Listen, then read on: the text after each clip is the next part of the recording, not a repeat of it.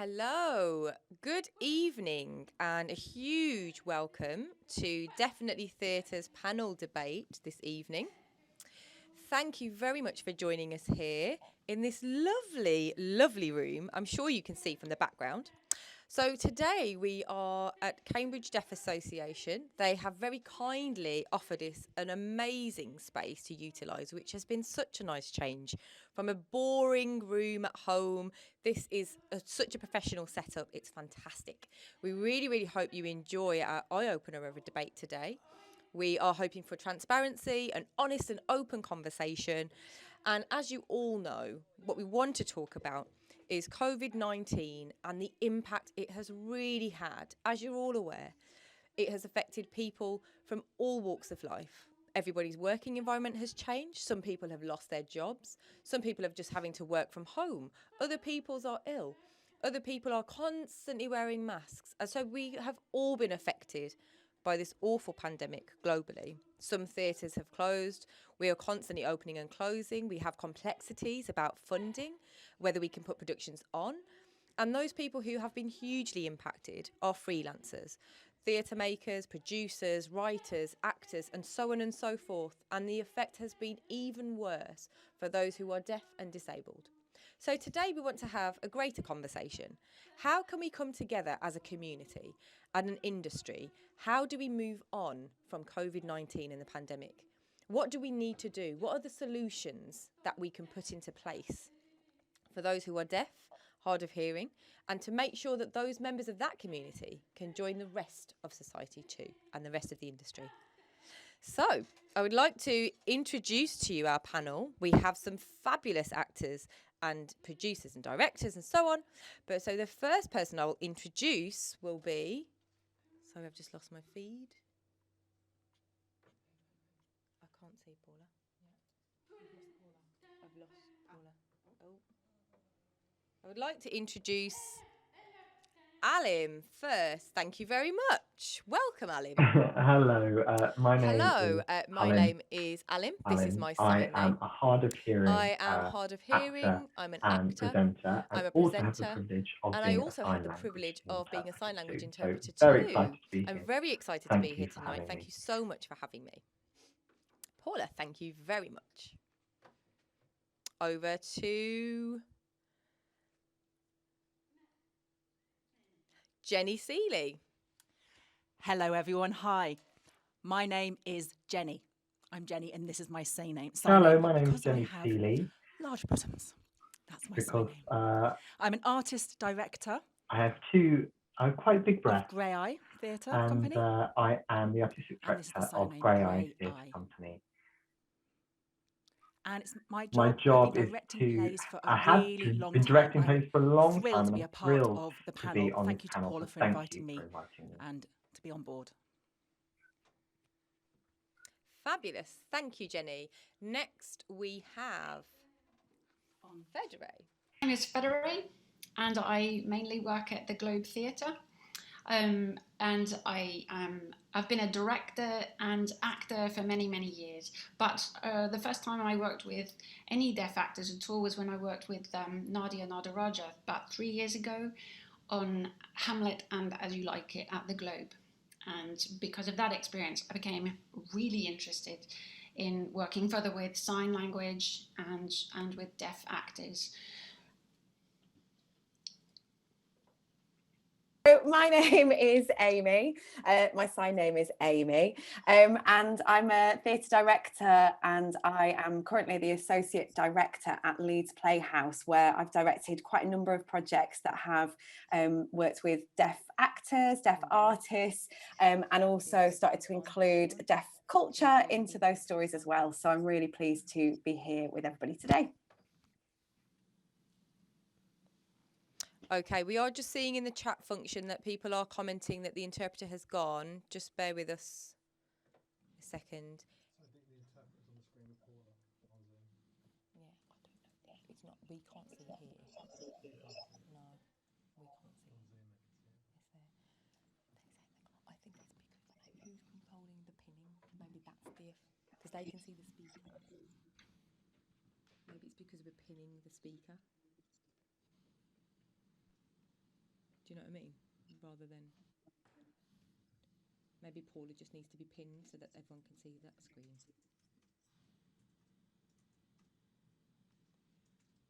can just carry on then, I'll just leave it. Yeah, should we just do that? Because we can pin the speakers for our voiceover, so that's okay. So I think if we just leave it on that view. So just double checking, can everybody now see Julian? Julian, can you now see?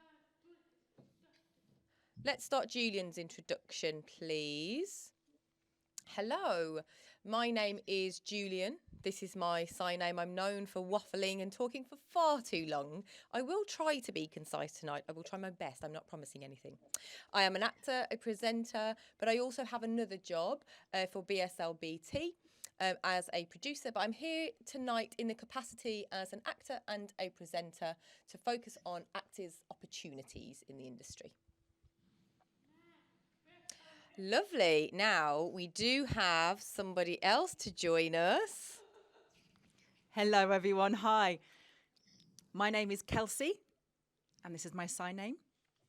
I myself am an actress and a storyteller and a facilitator for workshops that I lead regularly.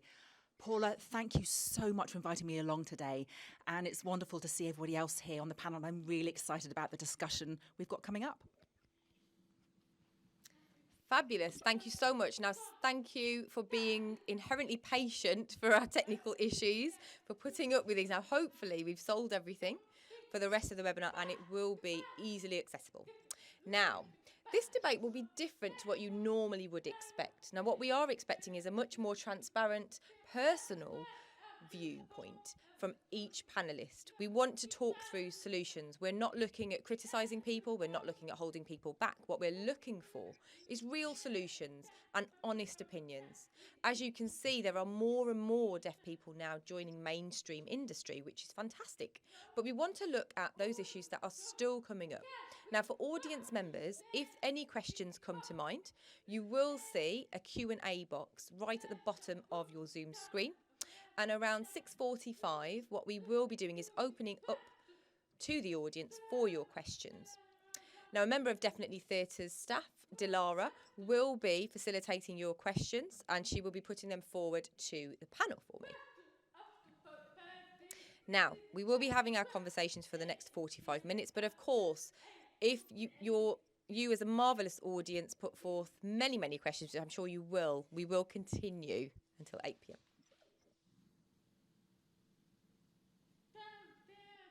So, looking at myself, I started in the theatre industry at the age of 23, so young, and this was, a really, really long time ago in the 1990s. Now, it's completely different. The industry has completely changed. So back then, sign-supported English was used rather than British Sign Language. And I remember going along to an audition and I would always fail to get the part because they always wanted a deaf actor who could sign and speak at the same time. Now, I don't speak very well for myself and I constantly failed to get the part. I almost gave up after 2 years of trying until I finally got a part in The Children of a Lesser God. And I got the part because in that role, you didn't need to speak. You didn't need to vocalise. So actually, that was fine for me. And there, my story began. Now, actually looking at the industry 20 odd years on, I'm thinking maybe, and I may be wrong, 60 to 80% maybe of people now, do we think that that's enough? Do we have 60 to 80%? There's 60 to 80 deaf actors in the UK? Jenny's thinking definitely more. Okay, so my first question for the panel. What does deaf culture mean to you? And why is it important? And why should it be included in the theatre industry?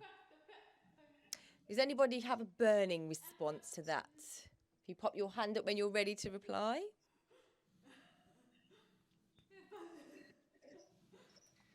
Jenny's saying Julian should go first, and Yeah. Alim's agreeing.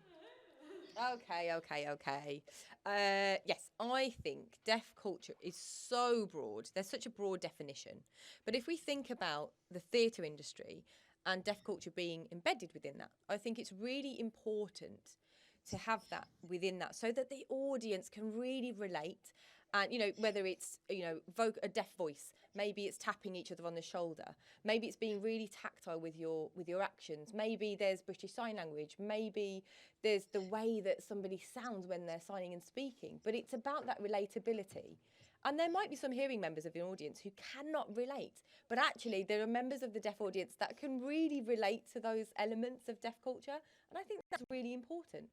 Now, if we look recently, if we look at some plays, there are, deaf actors being cast, and the stories not necessarily are about deaf communities or deaf history. But it does mean that there are opportunities there to bring in elements of deaf culture. And then it becomes much more authentic. And that's my view. See, I've been concise. I think I've done well. Oh, lovely, Julian. That was very well put, as usual. Thank you very much for that. I can see that Jenny would like to come in next. I remember seeing a small theatre company a long, long time ago. And it was made up of a very few deaf people, and it was phenomenal. It was fun, there was so much banter and jokes, there were several coping strategies on play, and for me, I felt they understand me. And there was a sense of relief, there was a sense of connectability there whilst I watched the production. And I remember being a part of the Grey Eye auditions and having that sort of full experience of being able to communicate in sign language. And finally, I felt I found my tribe. I found the people that understand me. And through growing up, I didn't have that. I went to oral school, I was part of a hearing world, and I didn't have that sense of belonging. And in that moment, I felt, hallelujah, here I am, I've arrived. And I remember meeting Paula, and I remember seeing a Grey Eye show, and the humour, it was hilarious. I really connected with the level of humour. And Caro Parker, her performance was sublime. I just watched and just thought, this is what it's about. And it's just so imperative and crucial to have that connectability and that inclusivity of deaf actors and deaf talent, that you can see each other up on stage and have that authenticity. Lovely. Who is next? Now, absolutely, Jenny, thank you so much for your input there.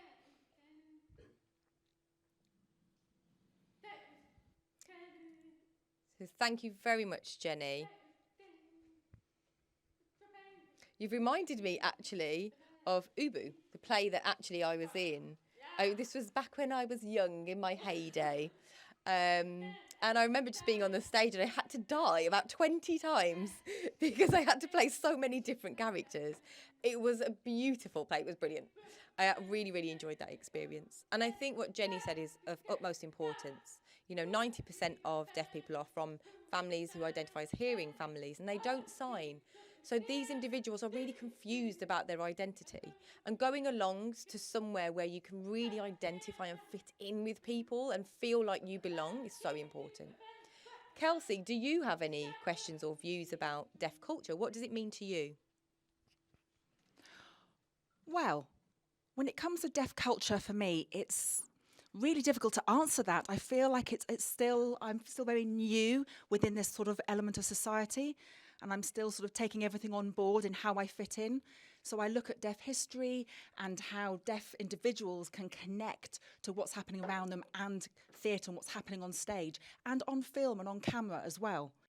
So I think deaf culture is really important to people that haven't yet found themselves submerged within the deaf community, but maybe there's an element of their identity that is sitting there within them and they need to yet to explore and find and connect with. So I think we really need to unpack and research that more, really. I think it's really worth looking further into. We've had some amazing contributions already left off. So this question is for Amy. What interested you in working with deaf actors? Can people see an interpreter? Oh, there's Anna. Great, thank you. For you. So I've been really, really lucky to work with so many amazing deaf artists, deaf actors across a number of projects.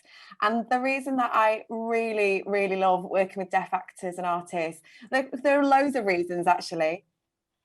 I think one of the things is that I love visual storytelling. I love telling really clear visual stories. I come from a dance background. And so having more and more ways to tell stories in really visual ways. And the thing is about deaf actors is the absolute, like, the skill in terms of visual storytelling is off the charts. I absolutely love that aspect of working with deaf actors. I also absolutely love, you know, theatre is there to open up worlds, to allow an audience to find out about other cultures, about different ways of living, of different people's experiences. And so I've really enjoyed working with deaf actors, deaf artists, to think about how can we bring deaf culture into stories, sometimes stories that we know really well. So Oliver Twist that I'm working on at the moment, Christmas Carol. How can we find those stories afresh through a new lens? How can we bring that deaf experience, that deaf culture into play in that world?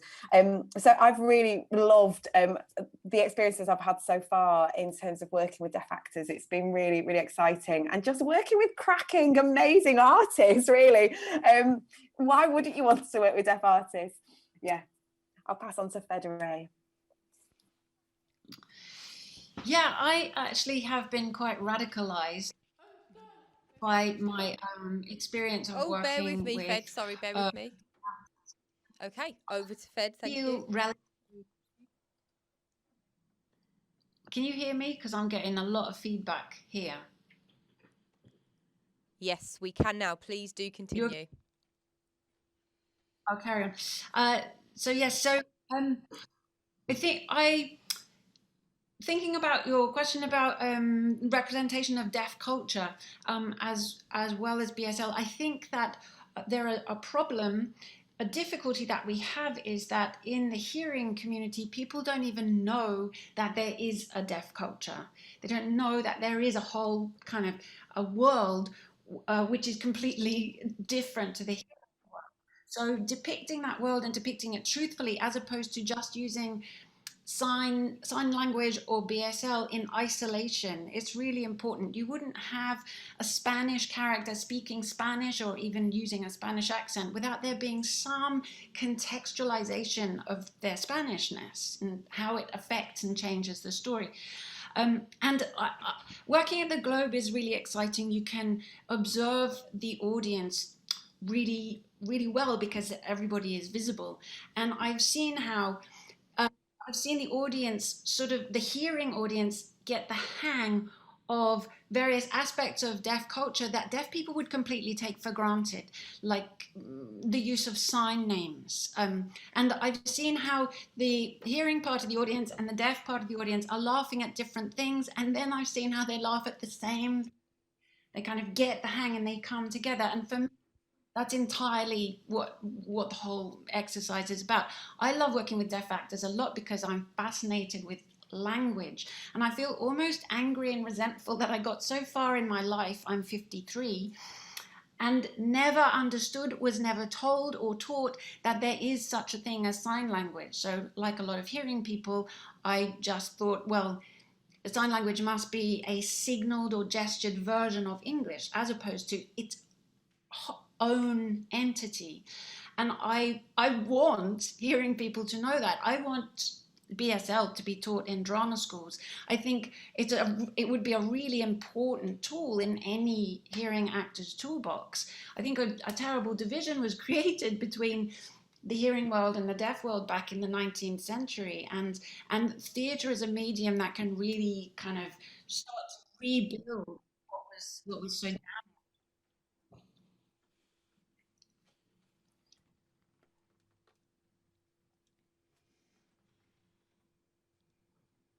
Lovely. Thank you. There's a lot of passion there we can see from both of you. from both Amy and Fed. Thank you so much. And it's great that you've had such positive experiences working with members of the deaf community. And we need more artistic directors like you who welcome working with deaf people in a positive manner. Okay, let's move on to our next question for all of our panellists. Now, when you go to a mainstream theatre, you may see one or two deaf actors who are in a company of largely hearing actors. Now, from time to time, I've gone along and I've seen maybe a hearing actor who has learnt some British Sign Language during rehearsal. So the quality of BSL is not necessarily the same level as it would be if it were a deaf native signer. I was wondering what your view is in theatre. Do you think that the representation of British Sign Language and deaf culture is done in the right way? Alim.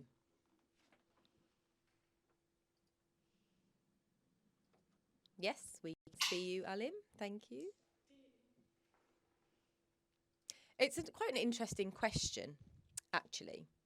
I think, actually, in regards to Fed, talking about the lack of knowledge there that exists within the hearing community about deaf culture. Looking back a few years myself, I came across hearing people who just had no idea. You can't teach sign language within the theatre industry like that because it's so rich and embedded in culture. There's the dexterity that's needed to actually do sign language as well, is a talent. It's a skill. But actually, you really need to think about, and obviously we can see those changes coming slowly in the industry, but we do need people to be willing to educate themselves about deaf culture. Sometimes it seems that there is a tokenistic addition of a deaf person or deaf culture. And I'm not saying this about Fed or Amy, of course, but, I think sometimes you can see in a production whether, a hearing director for maybe egotistical choices has decided to get a deaf actor on board or to put some form of sign language in their production because, it will look great. But it's inaccessible to a deaf audience. It isn't representative of deaf people. We are seeing those slight changes through time, but I think the way to do that is to educate people. And I think the real importance is to have a really strong deaf representation at the front. So whether it is, at auditions, whether it's deaf directors, whether it's deaf producers, it doesn't have to be deaf people in an assistant role all of the time. They don't need to be second-class citizens, And I think at the end of the day, the experts are deaf people. And that's what we need. They need to be on par with their hearing cohorts. And that's how it needs to work. They need to work with co-directors. And I think actually, they need to learn from them. And I think that's, those are my thoughts. Thank you, Alim. I feel like you're speaking for me, Alim. We're definitely along the same wavelength. Would anybody else like to add anything? Julian? Would anybody like to add? Oh, I can't see the panellists. Just bear with me. I've lost them on my screen. Kelsey, Kelsey would like to come in.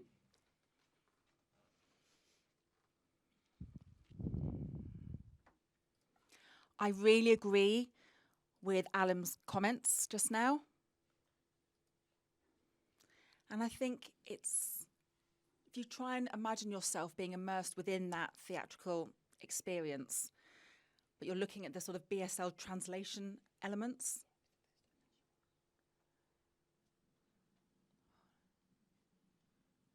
So I think, the first time I was within a theatre performance myself, it was over a 3-month period.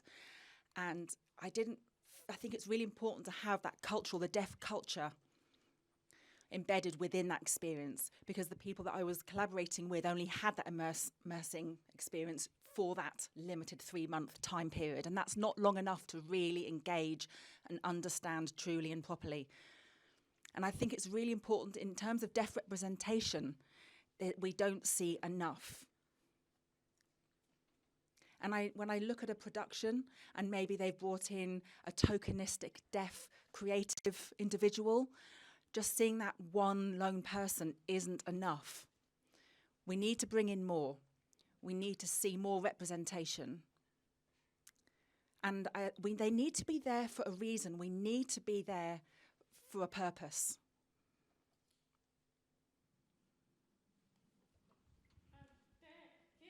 I completely understand where Kelsey is coming from. You need that authenticity. You absolutely need. So, is there a reason that you want a deaf actor as part of your company? Just because you want some form of sign language there?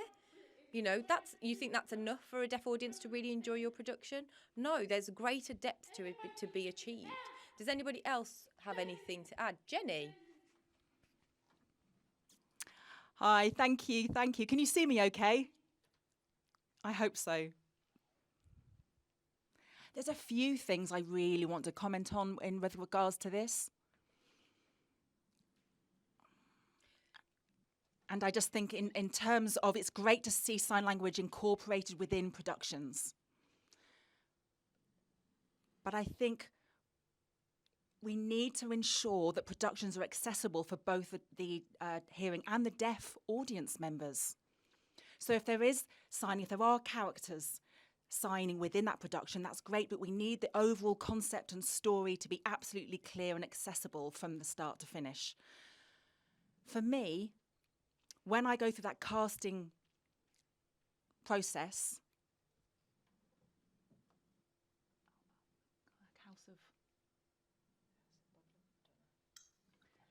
there was a particular job that I absolutely loved. They had the best actors on board. Their casting process was just on point when I saw who had been pulled together. And it was a medley of deaf actors. There were 3 creatives on board. And there were a mixture of age ranges as well, young and old. So Nadia was on board, Nadia Naraha was included. So there was different representation. And EJ was involved as well. She was at the forefront as a real sort of sassy character. So there was a real richness and layers of identity. And what was actually shown was how sisters could communicate with each other within that deafhood and understanding of each other. There was a blind sister involved. There was a real sort of mixture of communication approaches within the production. But the accessibility there for the audience was really poor, unfortunately. We knew the 3 deaf actors were there, and we knew there was a heavy amount of signing involved within the production. The responsibility there was really quite powerful and heavy to carry. And it didn't seem really fair, the amount of signing that was actually put onto them. It was almost became burdensome through that production, and that's not fair. We need to be really mindful how deaf actors are used within a production, and they need to be part of the creative team, and there needs to be a full awareness and understanding of how a production is actually pulled together and put on. Lovely. So thank you. So just talking about the play, Our Country's Good there. The director there, I don't think really thought about how to utilise sign language and speech. So Caroline Parker had to sign so many times and become so many different characters. So she almost became an interpreter. And actually what's important for all artistic directors is to be really clear in terms of their vision. In what way do you want to utilise sign language in your production before you start the casting process, before you start the rehearsals process? That vision needs to be really, really clear. Now, I'm sure I spotted that Julian wanted to add something there. He's waited for long enough. Over to you, Julian. Thank you. Yes, I think Alim really hit the nail on the head there. I really agree. But I think in the mainstream theatre industry now, we are starting to see that openness to bring deaf actors in, deaf creators. So there are starting to be well-reputed deaf actors brought into the mainstream of the industry. It's a very small opening of a door for now, and it will take time. And I think, I can understand the trepidation that some directors and producers may feel, and they're worried about bringing in a deaf actor. They're not really sure how to navigate the whole situation. How do they do it? How do they do it in the right way? And it is, it's trial and error. And it's a huge risk to them because there are differences in language, there are differences in culture, but, and I completely get that. But I think hopefully now that the door is open, each director and producer can start learning from each experience and we can start getting more people through the door. Now, unfortunately, it feels like, language can be a barrier for both people. And I think, Paula, you're right, deaf culture is so important. It's so paramount. If you only have one deaf actor in a huge production, that's not very nice. In deaf culture, we have groups of deaf people. There's never one person all the time. It's incredibly isolating. And I really hope that we start to see more and more deaf actors being cast into the same company so that we can really see that integration of hearing and deaf people within the same company. Lovely. Thank you, Julian. I would just like to come in there, actually. I do think what's really important is the integration of deaf and hearing people, but hearing people who are already fluent in British Sign Language, because it just means they can really communicate on par with each other. That's my view. Alim, I'm sure you'd like to come in there. Alim?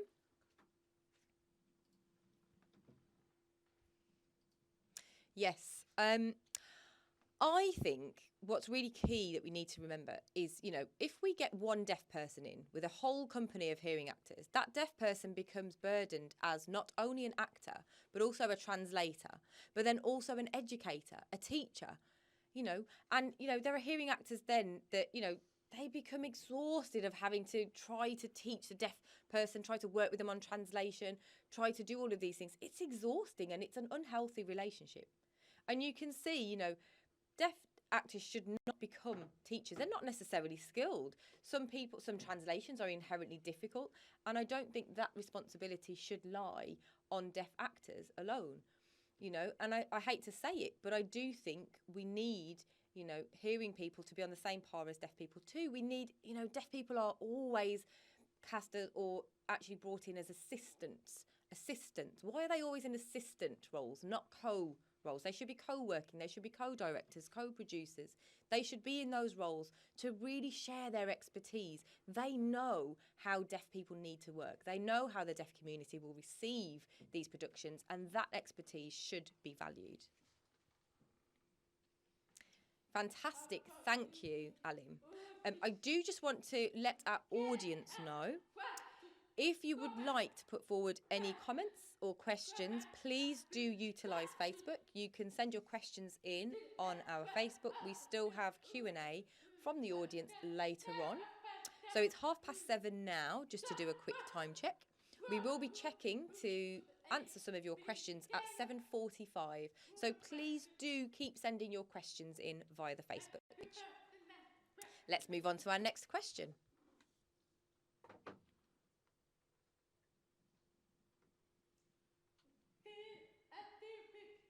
I think we have probably already have this discussion, but in terms of BSL and deaf culture being represented in theatre, so just like Alim has just said, bringing people in as assistants and not co-directors seems to have been the case, and actually what we should do is change that narrative.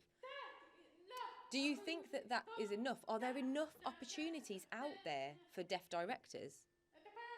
Do you think there are? I think there are a lot of opportunities for deaf actors. But for deaf directors, I'm just thinking for myself. So I've worked for Definitely Theatre for the last 20 years. And actually, I was quite keen to go and see what the land is like elsewhere. I don't think there are any suitable vacancies for me. I don't even know where I would start to look for a suitable company, a suitable opportunity. Who would like to respond to that? Do you think there's enough out there for deaf directors? Jenny?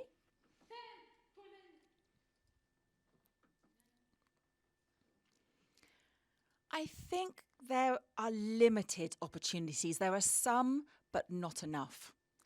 I've certainly had some really engaging, interesting questions with Ramps on the Moon, for example. And there are plenty of hearing opportunities for hearing directors, but hopefully the next phase of Ramps on the Moon will mean that what they will start to set up are opportunities for deaf and disabled and neurodiverse directors as well. We need to see them on the main stage. Absolutely. We don't need like a minority group hiding away and creating their own theatre. We need to see them wide open in mainstream, on the stage, up front, in theatre. And we need to encourage shadowing opportunities. And I'm really repeating what Alim's words were. You know, we need to really reinforce that assistants are not enough. They need to be they need to be working at the same level together.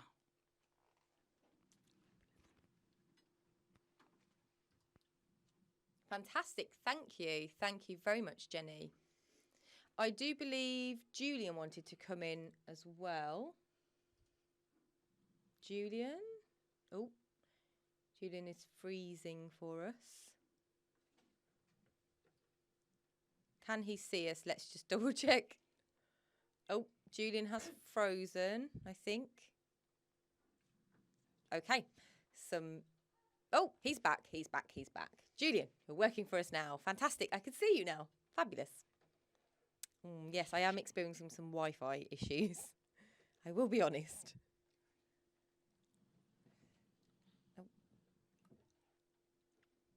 Okay, let's move on to Kelsey. Would you like to add anything here? So I know that Kelsey would like to be a director in the future. Kelsey, over to you. Do you think there are plenty of opportunities out there? What I'm hoping for is, as I look back on my journey through theatre and theatre in general, I don't necessarily I can't recall seeing deaf directors and productions that have been led by deaf directors. There's plenty of encouragement that we can see for deaf creatives and deaf talent and deaf actors, but again, it's still not enough. That can still grow. But we need to show that deaf can do. We need to draw in more people and entice people into this directing world and show that there are opportunities here and to encourage them through that journey. And I feel that we want to do more than helping people and assisting people. We need to grow our talent so that we're up front and we actually become the directors ourselves and lead those productions. And I think many deaf people will actually say that they can't find those opportunities. They don't know where those opportunities exist. And we need to see that culture embedded within the theatre and those opportunities to see that deaf individuals can be successful alongside their hearing peers and colleagues. Absolutely. So to follow on from that, do you feel that high-profile theatre companies such as the Globe or Leeds Playhouse, do you think in the future, do you think that this could be a consideration? Could you develop some opportunities for deaf directors, perhaps?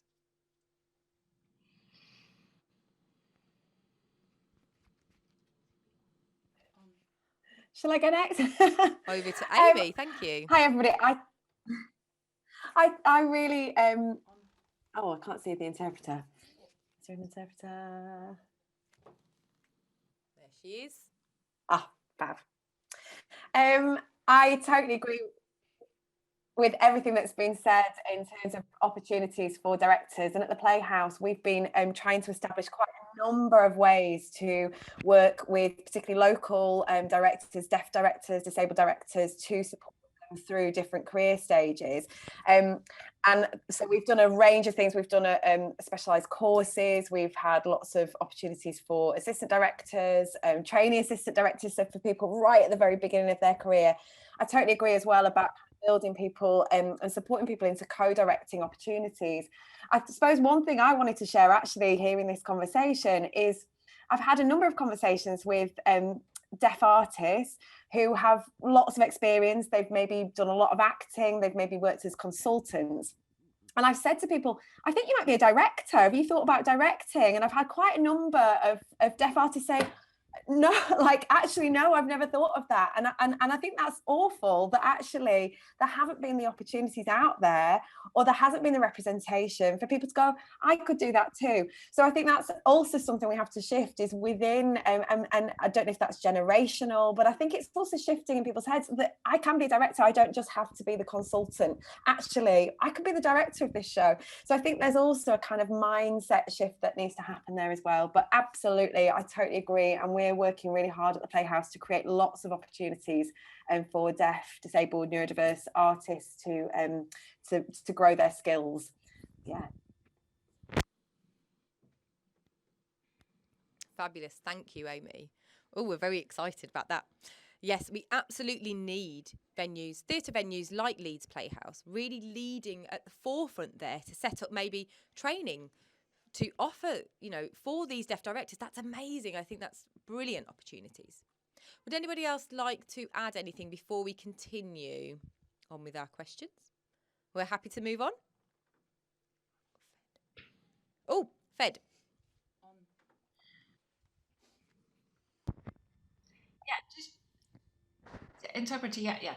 Just really quickly, I think also that representation at drama schools is key, because that's where you're getting a foundation of, so that so we're sort of normalizing sign language, and we're normalizing incorporation of really diverse companies. And it is really, I'm also going to throw in, it's really important for hearing actors to have deaf directors. It's just really important for people from, dominant groups to be working under, like directed by people who traditionally identified from marginalized groups.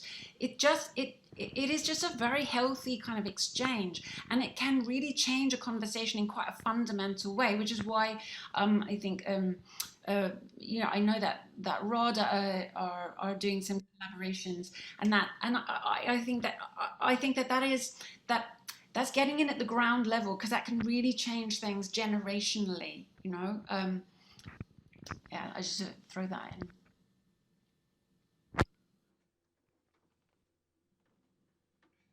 Absolutely, Fed. Thank you very much for your contribution there. I wholeheartedly agree, and I think it's really, really important for us to set up a drama school that is entirely accessible for deaf people to be trained before they are going into the theatre industry as professionals. At the moment, training is incredibly limited. Those training opportunities do not exist, and that's something that we absolutely need to create. There are thousands of drama schools all over the UK. How many of them are actually fully accessible to a deaf student? Very, very few, and that needs to change. Oh, I can see Alim has got his hand up there. Alim?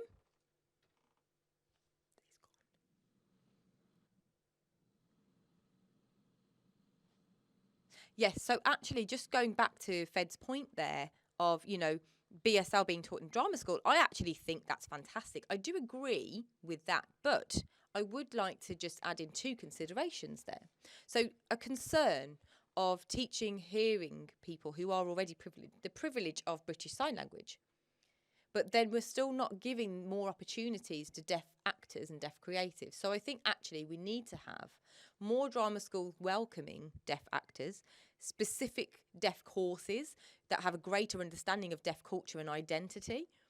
But also another thought is that, I went to a drama school recently, and they actually announced that they would be, teaching British Sign Language to their hearing students. And they would be bringing in a deaf tutor. That's great. But actually, what I realised was those hearing young people don't really understand deaf culture. They don't have the nuances of language deprivation, language discrimination. They don't have that knowledge and understanding. So actually what they would do, they'll graduate, they'll have that British Sign Language as a skill. They'll say, oh, yes, I can sign. And will that mean then that they will take those work opportunities? That should be maybe for a hearing coder, a child of a deaf adult, or somebody who has grown up signing. Perhaps it should be those opportunities should be for those people predominantly, rather than those people who have managed to have the privilege of being taught British Sign Language later on at drama school. Not having that culture knowledge, not having that identity, it just means actually then those people that do have that will be burdened to support those people. So I don't know how we solve that gap if that does happen. I do think it's awesome to be teaching BSL, but I do think deaf students should be there in their cohort so that they do learn from each other. And I think actually those hearing students can understand their privilege as well, and they understand which opportunities they should be going for. That's just an idea, and that's how I feel. Absolutely, Alim. I think you've raised quite a few good points there, actually.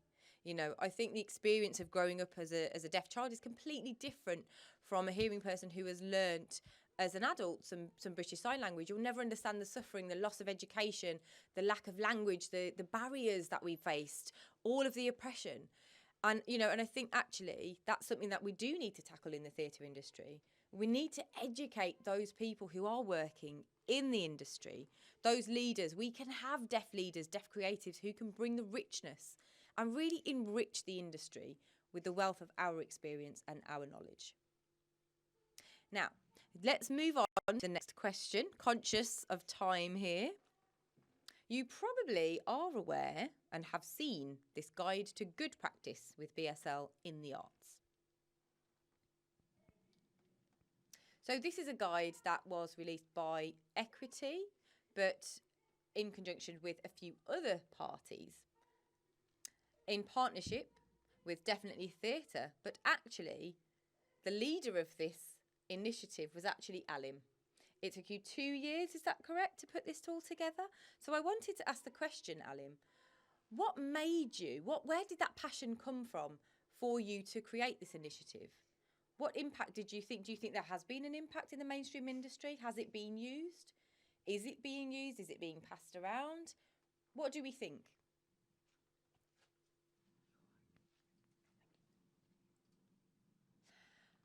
Oh, just making sure I'm pinned there. Thank you very much. Yes, so the reason that I set up this initiative was I was just so fed up of seeing the same mistakes over and over again.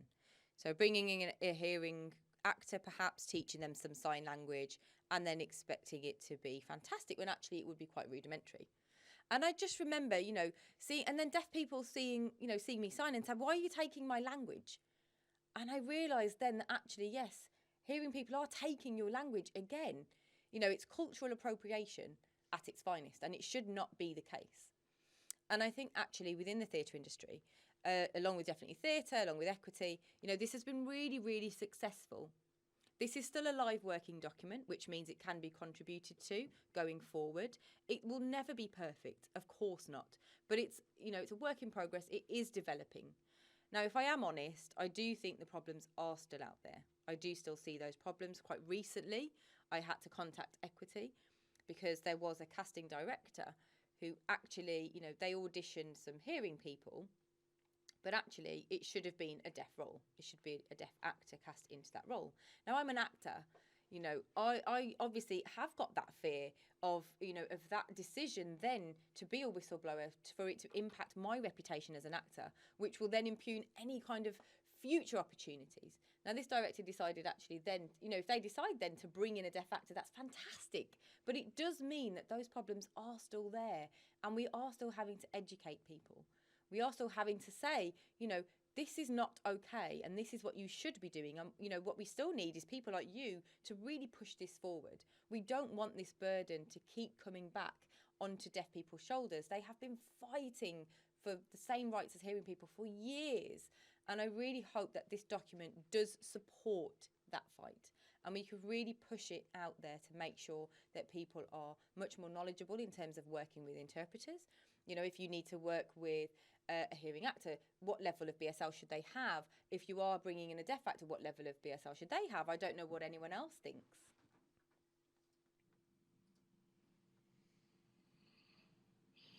Absolutely. I think what's really important is to have hearing allies. We absolutely need allies to really push this work forward, push these developments forward. We really need to listen to each other and work together, and that's really, really paramount to any success.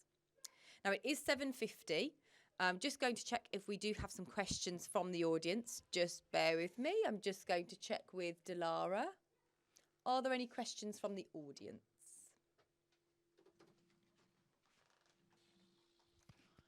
Hello, hi everybody. We have received so many questions, which is fantastic. We've received a question from Marla, and their question is about losing hearing in later life and experiencing that and finding yourself being a part of the deaf world and the deaf community, and expressing how exhausting that is to constantly share those experiences.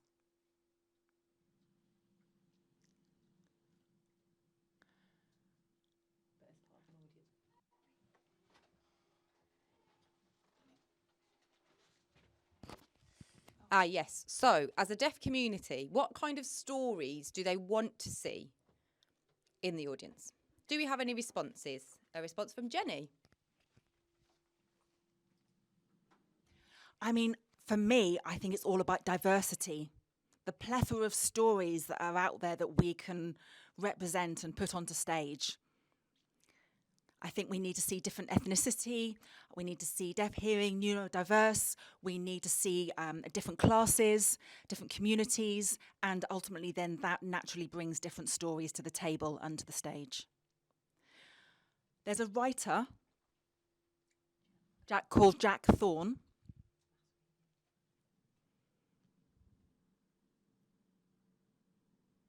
And he gave a lecture that was simply fabulous. And he spoke about what the world needed, and that was stories from different backgrounds, from deaf, disabled, and neurodiverse. Quite simply, we need the stories that are represented on stage from those writers. It was powerful. The presentation made a really big impact. And just that little penny dropping moment in an instant. And on Netflix and BBC, I think finally they seem to be waking up and bringing the right people on board, and we seem to be gathering momentum in the right direction. So we need to be ready. The time is now. Our time is now. We need to keep this momentum up and keep getting out there. They want us. They want us. We have creative rights. They want to see us now. And so we need to ensure that that happens. So get out there and let's make it happen. Does anybody else want to add? Kelsey, did you have anything to add to that? Or is there anybody else from our panel want to say anything? So people sort of say, well, what stories? What stories does the deaf community have? Oh my goodness, we have so many. It's not about, oh, poor deaf community and, oh, look, oh, dear me, they need to help. No, we need to stop those stories right now. There are so many different stories out there. We have rich, powerful, live stories to tell. Alim, did you want to make a comment there?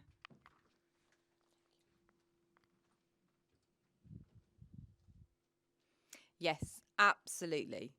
You know, I really love seeing deaf people on TV, film, on the stage. I think it's amazing. But they're always really passive characters. They're always quite sad. It's always quite patronising. Oh, poor you, or oh, bless them, they're deaf. But actually, no, we don't need to have that attitude.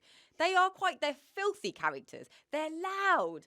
They can, there's loads of sex. There's all sorts of stuff that goes on. And we don't get to see that. We need to see the reality, the real stories. I've got deaf friends that are crazily awful, and I love it. And that's what we need to see. We need to see reality. Please, let's get that out there. Absolutely. Over to Julian. Absolutely. You're completely right. And I think, obviously, as we've said earlier, things are starting to change. But I think people do tend to play it safe, So let's say, for example, they use a lot of young deaf children, and that's fantastic. They're getting more and more opportunities to get into the industry. but the lines that they're given are very minimal. Maybe 1 line, 2 lines of dialogue. And why is that? Probably because, you know, their parents are talking for them, other people are talking for them. So they're just getting in more and more deaf children. I've got no issue with that. But actually, there are plenty of deaf adults out there who are professionals, who have the experience. We haven't seen them yet in the theatre industry. They are really, really professional. There are psychologists out there, there are doctors out there. We haven't seen people in those roles. Like Alim said before, you know, there's always there's always like a victimization. There's always poor them. There's always, you know, it's always in a medical TV series. Why? Why do we always have to have a deaf patient? Why? Because they're a victim? There's clear evidence, you know, or, oh no, look, there's a crime series. Oh my God, we can't, you know, they're getting arrested by the police. There's no interpreters. Oh my God, we need some assistance. There are always the same stories being told over and over again. No, we are here to break those barriers. Let's break free of those norms and those stereotypes. You know, there are so many different types of deaf people. You know, I think people are really frightened to break the norms. You're really scared of how to communicate. Who's going to do the voiceover? Who's going to do the captions? Oh, we need to make this really accessible. And then it means that people start playing it safe. The safer option. Oh, let's just give them 2 lines of dialogue. That'll be enough. No, seize that day. Be brave. Let's create many more opportunities. You know, there are so many opportunities out there. We can make it much more fun. TV, film, stage, whatever you wish. Absolutely. I just want to check. I completely agree with everything that you're saying. You know, I absolutely agree. Are there any other questions? Yes, hopefully I will understand this a lot clearer.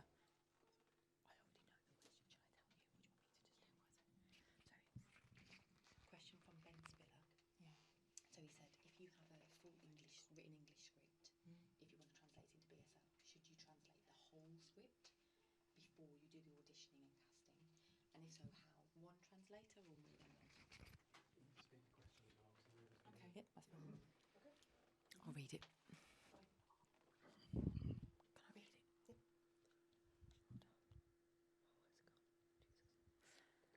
Okay, so we have a question from Ben Spiller.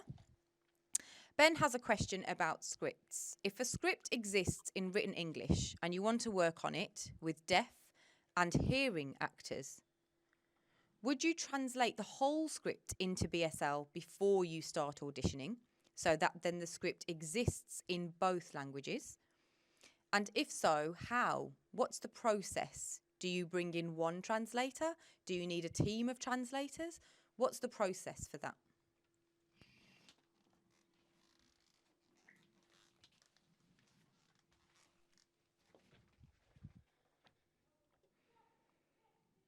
Okay, so let's check with Kelsey. Would you like to respond?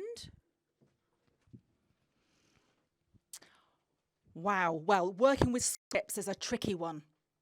So as an actress, I do find it really quite hard to take on an English script. I mean, I became deaf later on in life and my family are hearing, but that doesn't mean to say my literary levels are completely au fait with a dense, complex English script.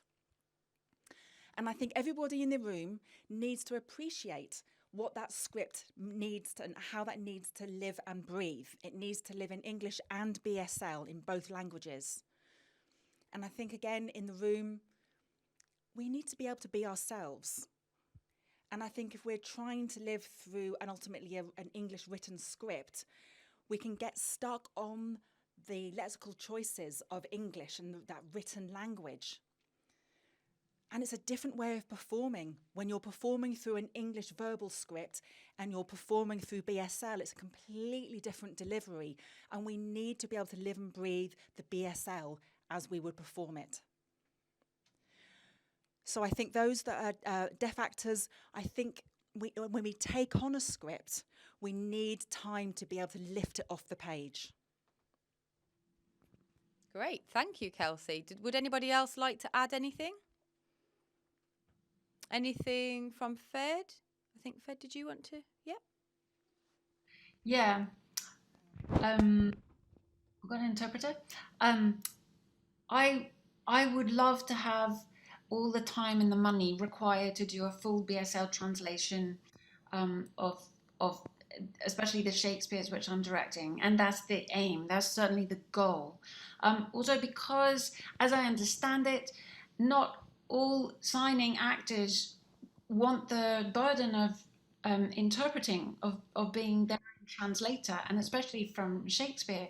So I think although there is a degree of nuance and characterization, and there's some elastic that needs to be explored in rehearsal, to begin with a full translation of the BSL script means also that everybody is starting from the same position. That work has already been done, and it's only fair because certainly in a bilingual rehearsal room, the hearing actors are going to have all of their text, and so the signing actors should have all of their text. And as a director, I want to see the translation. I want to know the translation well, just as I would want to know the text well before I start rehearsals. It's a really time-consuming and expensive process, but I think I've come to realize, and I learned the hard way, that it's crucial. Jenny. Absolutely. Yes, thank you very much, Fed. Over to Jenny. So for me, when I reflect on Grey Eye, it's a relatively small company. And what we tend to do, we start by doing a rough initial translation to lift that English text off the page. And I think it's really important for all of us now to really remember and reflect on equality and that equal level of access. We need to provide it on the same level for everybody in that space, so everybody can bring their A game at the same time and ensure that access happens. And, you know, there's a budget line, but we can make it work. You can make it work. And essentially, I've made the mistake myself in not focusing on that translation, and the stress, the ultimate stress it puts on the actors is too much. So we need to get it right. It's tricky, but it's important.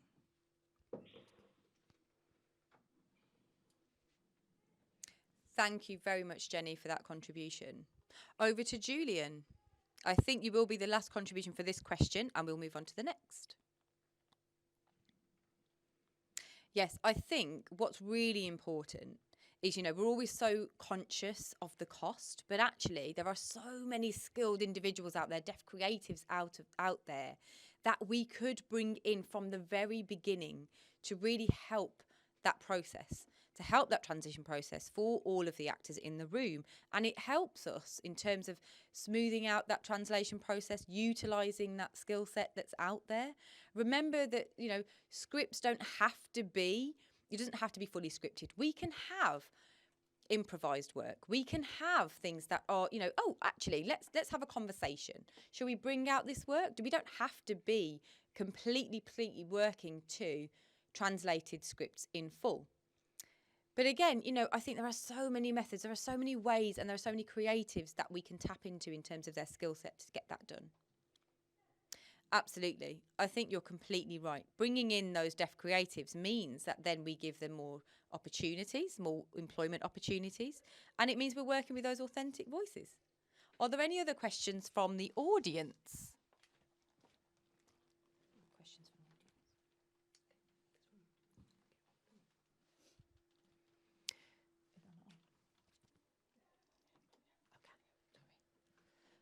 the audience? Okay, so we do have a question in from Abigail Gorman.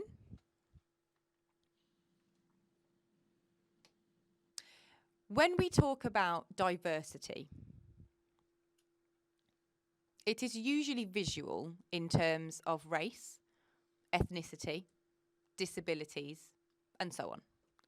But LGBTQIA plus identities are often overlooked because it's not deemed a love story.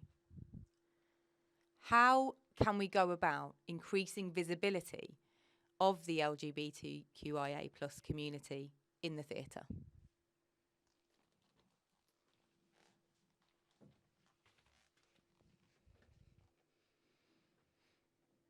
Oh, any takers? This is a very new area, I believe. And we absolutely do need to tackle it. I think Abigail's completely right. I do think we need to involve all groups as much as possible. Alim? I mean, I don't know how to solve this problem, but just a suggestion could be, we have, maybe we have the disabled group of people there. But, there are most intersectionalities within that, of course. There could be a black and deaf person. You could be, brown and deaf. You could be hard of hearing, gay, deaf. You could be trans. I think what's really important is to remember that those intersectionalities are there. They exist, and I think there is a cultural shift now. Now, there used to be a lot of hearing people just taking those jobs, but now we are seeing that transition. A lot more deaf and disabled performers are there. So now, what we don't want to do is start separating people. Right, you're neurodiverse, you're trans, you're gay. We don't want to do that. Actually, it's about everyone accepting each other's intersectionalities. You're a human. These people are people. They're human. And actually, do they fit the character? Okay, they may be deaf. They may be working class. They might have a deaf mother. Oh, they might be gay. But that doesn't matter. It's a beautiful thing. I think it doesn't matter who we bring into the room. It should be anybody, irrespective of their intersectionalities and how they identify. I think it's about that relationship between the actors, about the characters. Just because somebody's gay doesn't mean you have to focus on that within the story. That can be inferenced in the story anyway, but we just have to be really ballsy with what we're doing, take risks more. And I think that's definitely what we need to do. Very well answered, Alim. Spot on, as always. Are there any more responses? Would you like to move on to the next question? I do believe I've just been told there are no more questions for this evening. So I think it might be time to wrap up tonight's event. Is there anybody that would like to say any final words for tonight before we bring the event to a close? I can see the cogs turning for everybody. I would like to say a huge thank you to all of you for all of your time to be here. And also a huge thank you to our audience members who are stuck with us despite the technical difficulties. I do apologise for those difficulties we did experience earlier on in the evening. But the last hour seems to have gone very smoothly. So thank you very much for your time, your effort, your energy. Really interesting conversation. And I really hope that we continue this on with actions. I hope that this spurs on action within the industry out there. And we take this conversation forward with others in the industry too. Oh, also, thank you to Cambridge Deaf Association for offering their space and their technical equipment. Thank you. It's a beautiful space. It's amazing. Much better than being at home in my living room with the same background on the same screen. This is beautiful. I absolutely love it here. Thank you so much to Andy Palmer for your hard work. Thank you so much, and all the stress that you've encountered tonight. A huge thank you to Dilara. Dilara has been hugely busy organising this. Thank you, thank you, thank you. A huge thank you to our interpreters as well, Anna Kitson and Sandy Dio. Thank you very much for tonight. They've done really, really well, and I know that they've been voicing over and signing to the best of their abilities. Yes, so thank you and good night from Definitely Theatre and guests. Thank you very much.